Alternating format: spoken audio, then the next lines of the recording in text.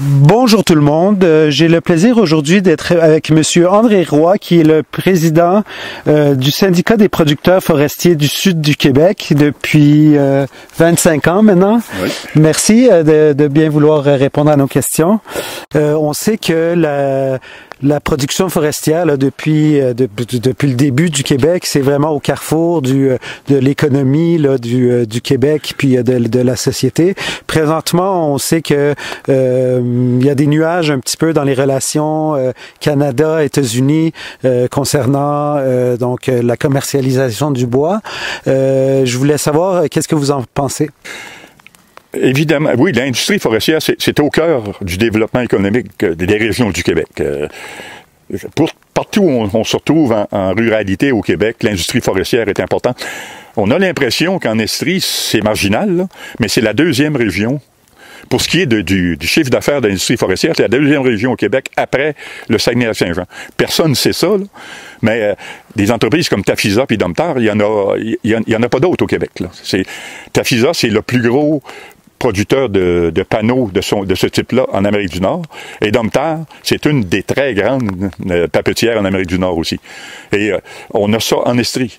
On a une multitude de scieries, on a beaucoup de deuxième et troisième transformation, donc c'est important. Mais je dévie un peu de la conversation, mais depuis le début des années 80, on vit notre 5e conflit du bois-là avec les États-Unis.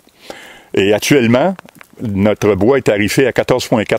Le bois de sciage résineux là, transformé est tarifé à 14,4 %. Si on devait ajouter le 25 % promis par l'administration Trump, on dépasserait les 40 %. Ça rendrait notre bois très vulnérable à la compétition étrangère. Ça ferait en sorte aussi que probablement que les gens, au lieu d'utiliser du bois, chercheraient à utiliser des substituts moins chers. Et donc, tout ça, ça a un impact non seulement sur, je dirais, l'économie régionale, mais en matière d'environnement, là, on oublie que le bois, c'est un écomatériau comme c'est l'écomatériau par excellence.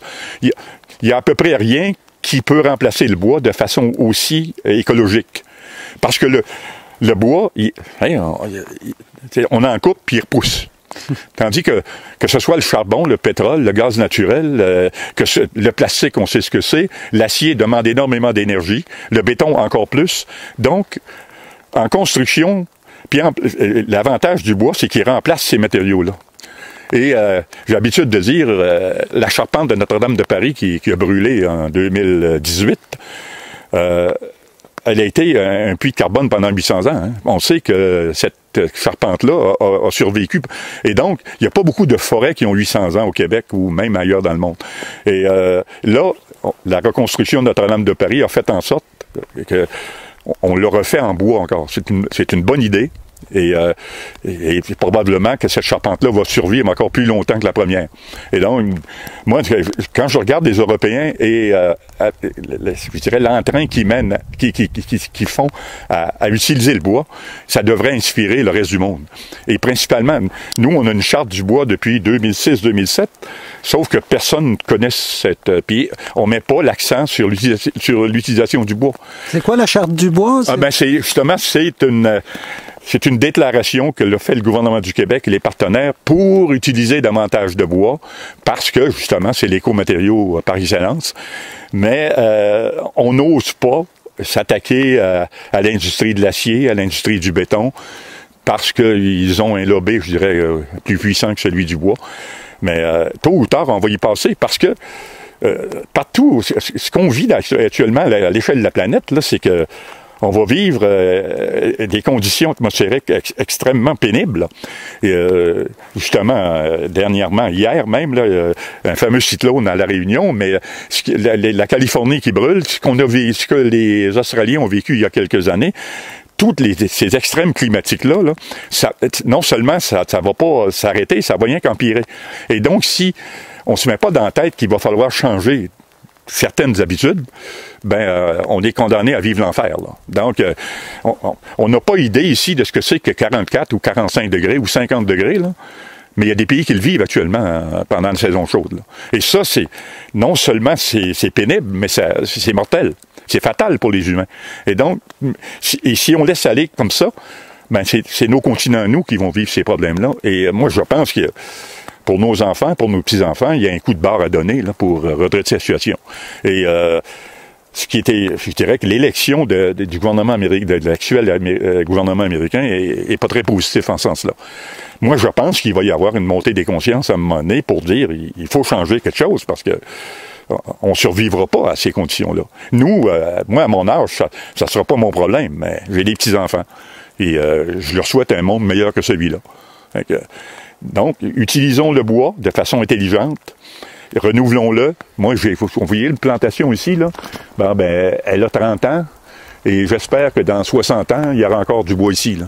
Et avec moi, j'ai formé une société en non collectif avec mes enfants, puis mes petits-enfants. Et donc, ça s'appelle Génération Forêt, entre autres. Et moi, je me suis assuré que ça allait survivre au moins aux générations. Et j'espère que même après, ça pourra... Mais un forestier, c'est un optimiste. Hein. Quand on travaille sur des générations, on n'a pas le choix d'être positif et d'être optimiste. Et puis, pouvez-vous nous parler un peu de la réglementation municipale là, qui encadre la forêt puis la production? Oui, ben ça, c'est l'idée de réglementer les coupes de bois, ça date des années 80.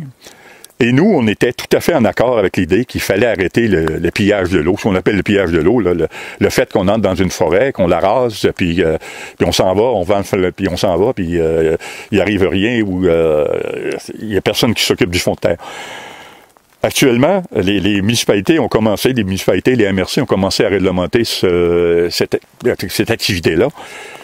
Et au départ, on était d'accord, mais maintenant, c'est devenu tellement tatillon et pointilleux que c'est devenu, je dirais, difficile de récolter le bois. Et dans un contexte de changement climatique et des besoins qu'on a d'utiliser le bois, c'est tout à fait incohérent avec ce qu'il faudrait faire.